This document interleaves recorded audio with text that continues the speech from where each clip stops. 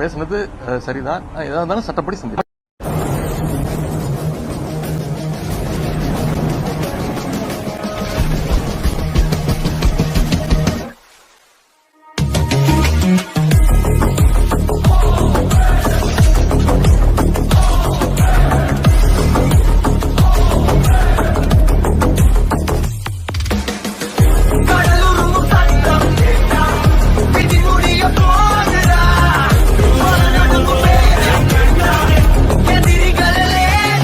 அப்பா வந்து பயங்கரம் ஜாலி. அம்மா வந்து கொஞ்சம் கோவப்படுவாங்க இந்த படிப்பு விஷயத்தில். ரேங்க்குள்ளே வாங்கணும், படிக்கணும், எக்ஸாமு, அதில் அம்மா வந்து பயங்கரம் ஸ்ட்ரிக்டாக இருப்பாங்க.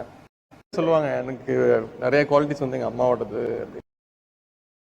உதயநிதியா செந்தாமரையா யார் வந்து ஸ்டாலின் அவர்களுக்கு ரொம்ப நெருக்கம்? யார் செல்லப்பிள்ளை? இந்த கண்ணு முக்கியமா? இந்த கண்ணு இல்லை, அதெல்லாம் சொன்னேன். அது வந்து ஒரு காம்ப்ளிகேட்டட் கேள்வி அப்படின்னு.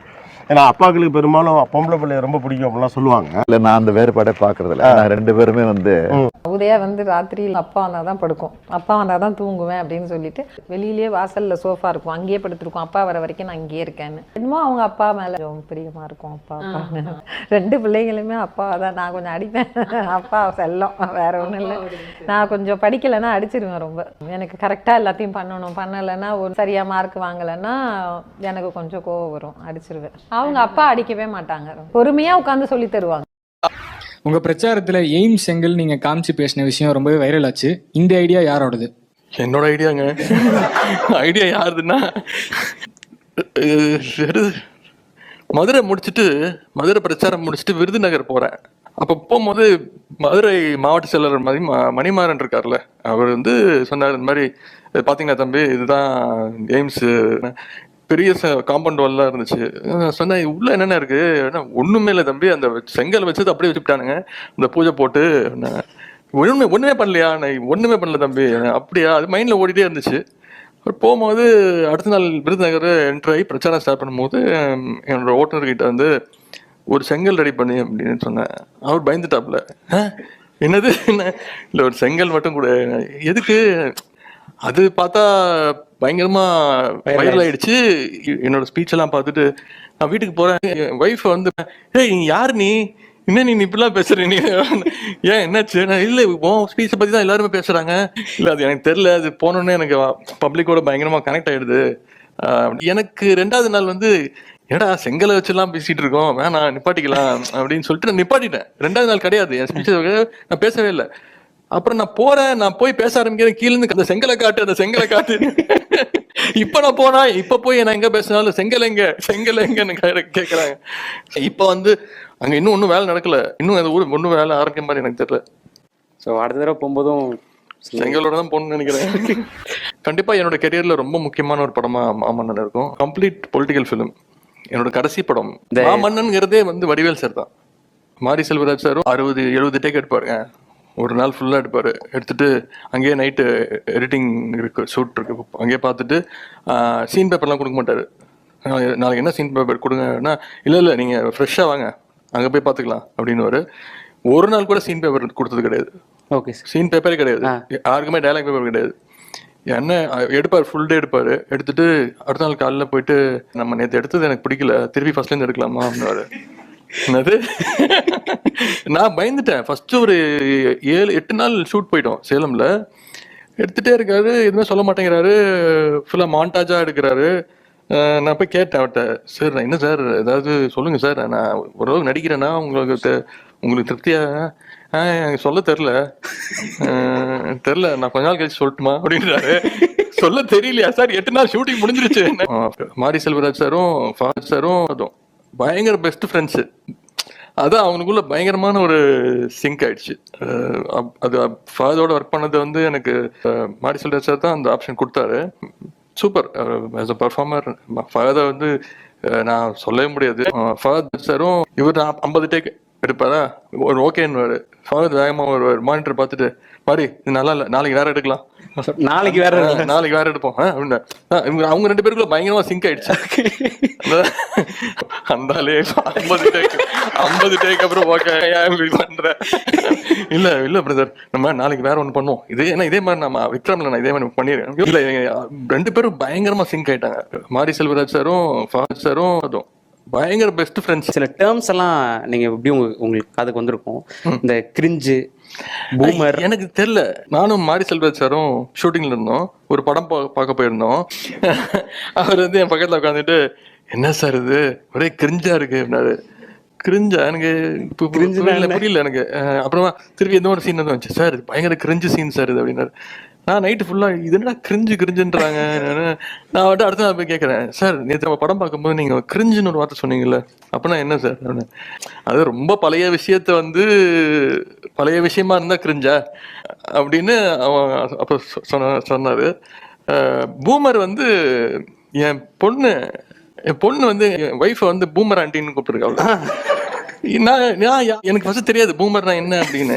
சரி என்ன இது பூமர் அப்படின்னு கிருத்திகா எனக்கு தெரியாதா, இன்பு என்ன பூமர் அம்மா தான் கூப்பிடுவாப்புல. ஏன் இல்ல நான் அப்பப்போ சொல்லுவேன், நான் சின்ன வயசா இருக்கும் போது நான் இதை பண்ணேன், அப்புறம் எனக்கு தெரிஞ்சிச்சு அதுக்கு பேர் தான் பூமரா அப்படின்னு. இந்த 2 வாரத்தை எனக்கு இப்பதான் இதுதான் அந்த எக்ஸ்பீரியன்ஸ். அந்த என்ன யாரும் வரைக்கும் அப்படி கூப்பிடல. உதயன்னு சொன்னாவே அவருடைய சிரிப்பு தான் எனக்கு ஞாபகம் வரும். ஒரு அலாதியான சிரிப்பு.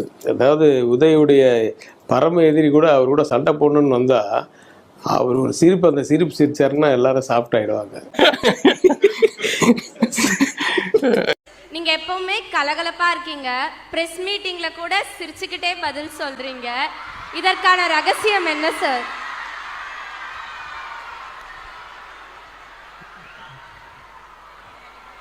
இதுக்கு ஒரு ரகசியம்லாம் எதுவும் இல்லை.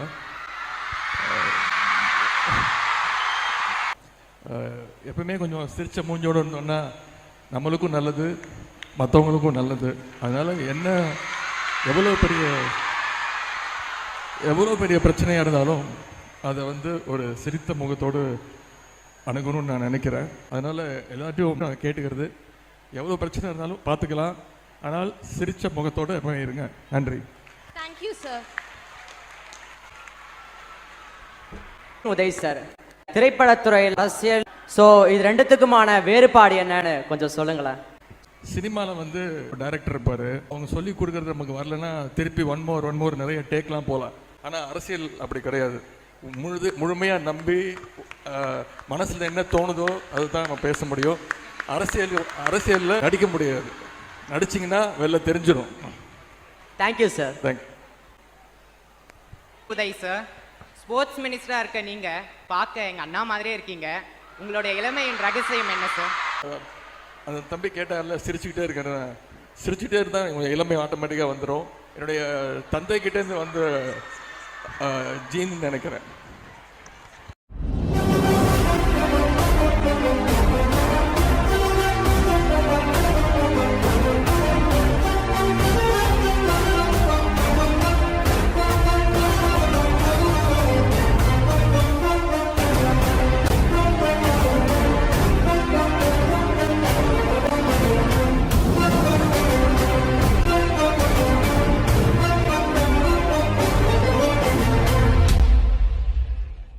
பிரியாணி நல்ல பிரியாணி தான் போதும், 2 சப்பாத்தி அவ்வளோதான். இதனால ஓகே. பெருசாக அதை தேடி இந்த குசின் அந்த தோசை அது வந்து ஏமாத்துவாங்க. நான் இன்னைக்கு வெளில சாப்பாடு சொல்லட்டுமா அப்படின்னு கேட்பேன். உதய் வெங்காய தோசை எனக்கு ரொம்ப பிடிக்கும். நானும் வெங்காய தோசைன்னா அது பெரிய வேற ஏதோ வெங்காய தோசை இருக்கா, அப்போ எனக்கு வேணாம், அதை கேன்சல் பண்ணி வெங்காய தோசை கொடு. உங்களோட தங்கச்சி பத்தி சொல்லுங்க. தங்கச்சி பயங்கர போல்டு, யாருக்கும் பயப்பட மாட்டா, தாத்தாக்கே பயப்பட மாட்டா. தாத்தா கிட்ட போய் ஏதாச்சும் தப்புன்னா தப்பு அப்படின்னு சொல்லிட்டு வந்துடும். எல்லாருமே எங்க வீட்டுல பயப்படுவாங்க. செந்துனா அதாவது மனசுல தோன்றது ஓப்பனா சொல்லிடுவாங்க. பூச்சி முழுகிற வேலை வச்சுக்க மாட்டா. கட்ரோட், அதாவது கட்ரோட்டா என்ன மூஞ்சிக்கு நேரா இது தப்புன்னா தப்பு, ரைட்னா ரைட்னு சொல்லுவாப்புல. எப்பவுமே மருமக வீட்டுக்கு வந்தா மாமியார் கொஞ்சம் கோவப்படுவாங்கன்னு சொல்லுவாங்க. எங்க வீட்டுல அப்படிதான். எங்க அம்மாவும் இப்போ படபடப்பாவே இருப்பாங்க. எப்பவுமே எதுக்கு எடுத்தாலும் அதிகமா கோவம் வரும். என் மனைவி கிருத்திகை வந்ததுக்கு அப்புறம் எங்க அம்மா பயங்கர சாந்தமாயிட்டாங்க. அது அப்பா ஒத்துப்பாங்கன்னு தெரியல. அதனால இப்போ பதவியேற்பு விழாக்கு வந்து எல்லாரும் வேஷ்டி கட்டிட்டு வந்து உறுதிமொழி எடுத்தாங்க. ஆனா நீங்க மட்டும் பேண்ட் ஷர்ட்ல போயிருந்தீங்க, அது ஏன்? நீங்க ஏன் அப்போ வேட்டி கட்டல? Okay. இது எனக்கு அது எது வசதியோ அது நான் போட்டு போறேன், அவ்வளவுதான். ரொம்ப கூட்டத்துலலாம் வேஷ்டிலாம் யார் என்னன்னு உருவி விட்டுருவாங்கன்னு தெரியாது. அதனால பிரச்சாரத்துக்கு போகும்போதும் சரி, அது கட்சி பணிகளாக இருக்கும், ரொம்ப கூட்டம் அதிகமாக இருக்கும். நான் சில நேரம் உள்ள நான் போறது வெளில வர்றதுக்குமே என் கையெல்லாம் கீறி விட்டுருக்கேன், நிறைய கீறி விட்டுருக்காங்க. ஸோ அப்படி இருக்கும்போது பேண்ட்டுங்கிறது எனக்கு கொஞ்சம் வசதியா இருக்கு, அவ்வளவுதான். வேற ஒன்றும் ரீசன்லாம் இல்லை. அப்பா வந்து இந்த அரசியல் வந்துட்டா என்கிட்ட ரொம்ப ஸ்ட்ரிக்ட், பயங்கர ஸ்ட்ரிக்ட். ஒன்றும் இல்லை, இப்போ மழை பெஞ்சது இல்லை, ஒரு 7 மணிக்கெலாம் ஃபோன் பண்ணிட்டாங்க. ஃபோன் பண்ணி ஆக்சுவலாக எல்லா எம்எல்ஏஸ்க்கும் ஃபோன் பண்ணியிருக்காங்க. அந்த லிஸ்ட்டில் நான் வந்துட்டேன். எனக்கு ஃபோன் அடிச்சு, தொகுதிக்கு போனியா? என்னப்பாச்சு? என்னாச்சா? வெளில இவ்வளோ மழை பெஞ்சிட்டு இருக்கு, தொகுதிக்கு போனேன். சரி அப்படின்னு சொல்லிட்டு நான் தொகுதியில் பகுதி செயலாளர் ஃபோன் அடிச்சு, எங்கேயாவது தண்ணி நிற்குதா? எங்கேயுமே தண்ணி நிற்கலைங்க, எல்லாம் போயிடுச்சு. நாங்கள் அந்த 4-5 மாதம் நிறையா வேலை பார்த்துட்டோம் என் தொகுதியில் எப்போவுமே பெருசாக தண்ணி நிற்காது. போன மழையில் எங்கெல்லாம் நின்றுச்சோ அங்கே வந்து ஃபுல்லாக வேலை பார்த்து ஸ்டாம் வாட்டர் ட்ரைனேஜ் போட்டு எல்லாம் கிளியர் பண்ணியாச்சு. என் தொகுதிக்கு அடிச்சு, என் மாவட்ட செயலாளர் பகுதி செயலாளர் நான் வரேன், நீங்கள் எங்கண்ணா வருவீங்க, வந்து எங்கே நிற்பீங்க? தண்ணி நின்னா தானே போய் நிற்க முடியும், மழை பெய்யறத போய் பார்த்துட்டு இருக்க முடியுமா? அப்புறம் ஒரு 1 hourல ஃபோன் பண்ணாங்க. ஃபோன் பண்ணி, ஏன் போகல இந்த தொகுதிக்கு? அப்பா தொகுதியில் தண்ணியே நிற்கலப்பா. அப்போ வேற ஏதாவது தொகுதிக்கு போக வேண்டியதானே? சரி நான் குளத்தூர் போட்டுமா? குளத்தூருக்கு நான் போகிறேன். அந்த மாதிரி அவங்க. அப்புறம் ஒரு விஷயத்த சொல்லிட்டா அதை வந்து ஃபாலோ பண்ணி அதை முடிக்கிறதுக்குள்ள பயங்கரமாக ஃபாலோ பண்ணுவாங்க. அது அவங்ககிட்ட நான் கற்றுக்கிறது தான். அது அப்பாவுக்கு வந்து வேலை இல்லாமல் ஒரு 2 நாள் வீட்டில் உட்காந்துட்டா ஒரு மாதிரி ஆயிடுவாங்க, சிக்காயிடுவாங்க. அவங்களுக்கு வந்து எப்பவுமே ஓடிட்டே இருக்கணும், உழைச்சிக்கிட்டே இருக்கணும். இப்போ நேற்று என்ன கூப்பிட்டு சொல்லிட்டு இருந்தார், இந்த மாதம் டூர் போகிறேன், அரியலூர் கிருஷ்ணகிரிலாம் போகிறேன், திருப்பி அடுத்த மாதத்துலேருந்து ஜோனல் வைஸ் டூர் போகிறேன், ஃபாலோ பண்ணுறதுக்காக போகிறேன் அப்படின்னு நேற்று கூப்பிட்டு என்கிட்ட அப்டேட் பண்ணிட்டு இருந்தாங்க. நான் கரெக்டாக தொகுதிக்கு போகிறேன்னா இல்லையான்னு கரெக்டாக எல்லாம் செக் பண்ணுவாங்க. அவ்வளோ பிஸிலையும் நான் என்ன பண்ணுறேன், எந்த பிரச்சாரத்துக்கு போகாமல் வீட்டில் இருக்கேனா இல்லை பிரச்சாரத்தில் இருக்கேனா அப்படிங்கிறதுலாம் பயங்கரமாக நோட் பண்ணுவாங்க. பயங்கர ஸ்ட்ரிக்ட் அப்பா அதில். ஸோ ஒரு அப்பாவுக்கு பையனாகவும் சிஎம்க்கு சரியான எம்எல்ஏவாகவும் செயல்படுறதுன்றது பெரிய டாஸ்க் தான். அப்பாவுக்கு பையன் கூட ஈஸியாக இருந்துடலாம், இந்த சிஎம்க்கு கீழே எம்எல்ஏவாங்கிறது வந்து ரொம்ப ஸ்ட்ரிக்ட் சிஎம்.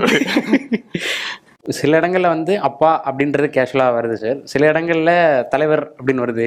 ஸோ இதை பேலன்ஸ் பண்ணுறதுன்றதே அது எப்படி சார்? அது கேஷுவலாக வந்துருதா இல்லை இடத்துக்கு? கேஷுவலாக வந்துடும், இடத்துக்கு அந்த மாதிரி தான். இப்போ நான் வீட்டில் போய் அப்பாட்ட போய் தலைவரே அப்படி பேசிட்டு முடியாது, அது கரெக்ட் சார், சொல்லுங்க தலைவரே அப்படி சொல்ல முடியாது.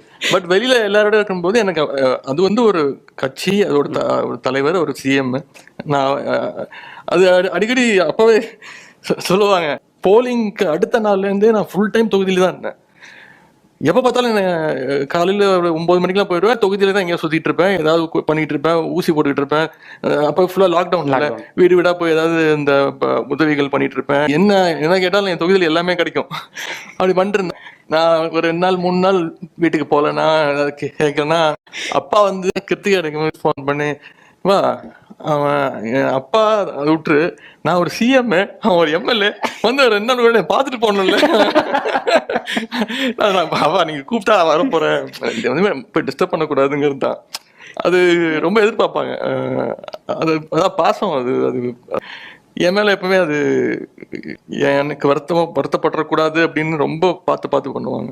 என் தோளை தாண்டி வளர்ந்ததனால் என் தோழன் நீ அல்லவா, என் வேள்வியாவும் வென்றதனால் என் பாதி நீ அல்லவா, சந்தோஷத்தேரில் தாவி ஏறி மனமின்று மிதந்திட என் வானத்தில் ஒரு நட்சத்திரம் புதிதாக பூத்து சிரிக்கின்றதே, எங்கே எங்கே என்று தினந்தோறும் நான் எதிர்பார்த்த நாள் இன்று நடக்கிறதே. முத்துவேல் கருணாநிதி ஸ்டாலின் எனும் நான் அப்படிங்கிற அந்த சொல் வந்து நிறைய பேரை நெகிழ்ச்சி அடைய செய்தது. அந்த தருணம் வந்து உங்களுக்கு எப்படி இருந்தது? ஒரு பையனா பெருமையா இருந்துச்சு. என்னென்னமோ சொன்னாங்க, அவருக்கு கட்டம் சரியில்லை, ஜாதகம் சரியில்லை, அப்படி இப்படிலாம் சொன்னாங்க. அந்த வீடியோவில் இருக்குமே, என்னால் கண்ட்ரோல் பண்ண முடியாமல் இருந்தேன். அது இப்போ பார்க்கும்போது கூட எனக்கு ஒரு மாதிரி இருக்கும். இன்னும் சொல்ல போனால் அந்த ஜெயலலிதாவுக்கு அப்புறம் மக்களால் தேர்ந்தெடுக்கப்பட்ட முதல்வர்னா அப்பா தான் சொல்ல முடியும். மற்றவங்கெல்லாம் மக்களால் தேர்ந்தெடுக்கப்படல, நியமிக்கப்பட்டவர்கள் தான். ஸோ அந்த லெஜெண்டில் அவர் இருக்காரு. அதுக்கான உழைப்பு அவர் கொடுத்துருக்காரு, அத்தனை அவரோட உழைப்பு. கடைசியாக அந்த உழைப்புக்கான பலன் கிடையாது, அவர் இப்பவும் அதை பொறுப்பா அப்பா அடிக்கடி சொல்லுவாங்க, பொறுப்பு உனக்கு கொடுக்கப்பட்டிருக்கிறது பதவி இல்லை, மிகப்பெரிய பொறுப்பு, அந்த பொறுப்பை வந்து நீ பொறுப்பா வேலை பாரு அப்படின்னு சொன்னா அடிக்கடி சொல்லுவாங்க. அதுதான் அதுக்கான பலனா தான் நான் அதை பார்க்குறேன். அப்பாவோட நிறைய பிரச்சாரத்துக்கு ஒரு 3 வண்டி 4 வண்டி பின்னாடியே போவேன். சும்மா காரில் போனோம்னா நான் கீழே இறங்கி போயிட்டு அப்பா பேசும்போது கீழே பப்ளிக் கூட போய் நின்றுடுவேன். நின்றுட்டு எதுக்கு அப்பாவோட ஸ்பீச்சில் எந்த பார்ட் அவங்க இது ரசிக்கிறாங்க, இதுக்கு எப்படி எக்ஸ்பிரஸ் பண்ணுறாங்க, எப்படி வரவேற்பு இருக்குது அப்படின்னு பார்ப்பேன். நைட்டு போய் அப்பா கிட்ட போய் சொல்லுவேன், கேட்பாங்க அப்பா. நான் மகேஷ் அந்த ஃபோட்டோஸ்லாம் கூட இருக்குது, இப்போ ரீசெண்டாக தான் எங்களுக்கே கிடச்சிது அந்த ஃபோட்டோஸ்லாம்.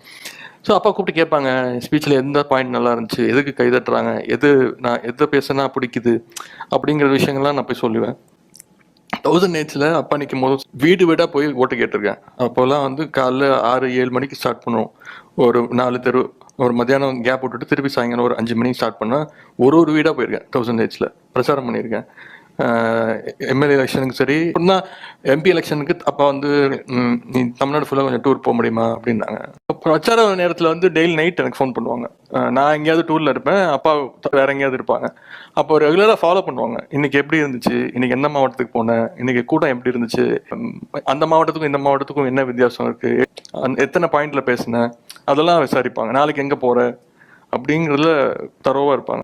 திரு உதயநிதி ஸ்டாலின் அவர்கள் துணை முதலமைச்சராக பொறுப்பேற்ற நேரமும் பதவியேற்ற நேரமும் 29/9/2024 ஞாயிற்றுக்கிழமை துணை முதலமைச்சராக திரு உதயநிதி ஸ்டாலின் அவர்கள் பொறுப்பேற்றாங்க.